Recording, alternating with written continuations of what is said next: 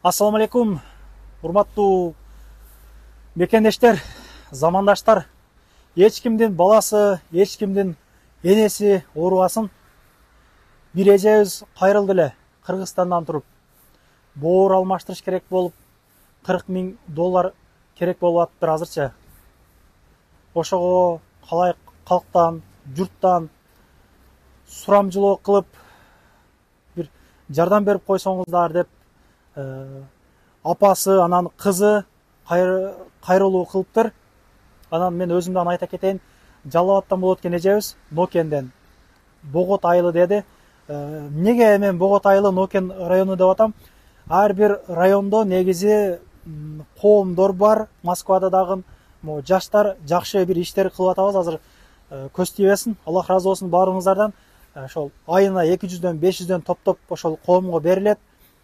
Мүмкүн болсо ошол коомдон дагы бир жардам болсо жакшы болот эле. Анан кийин 100 рубльден 50 рубльден ошол эжебизге которуп жардам берип көмөгүбүздү көргөзүп койсок жакшы болот эле.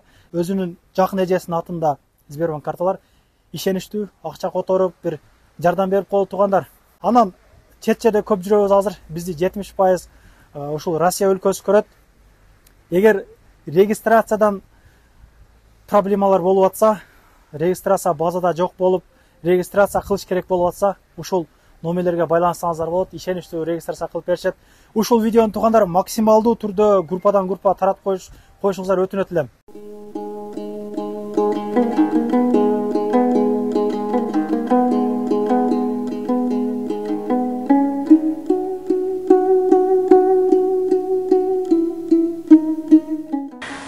Урматтуу мусулман бир туугандар, ушул кызым цирроз печенден БД менен ооруп 3 жылдан бери азап тартып келет, жашоо үчүн күрөшүп атат.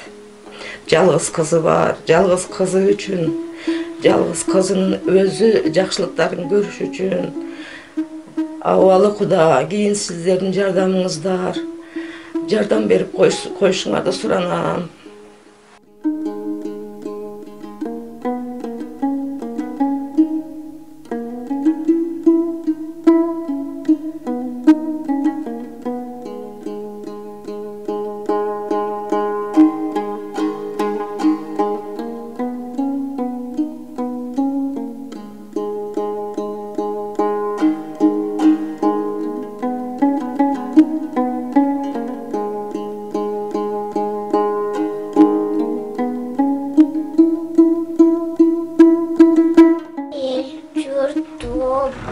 Apama жардам бергилечи.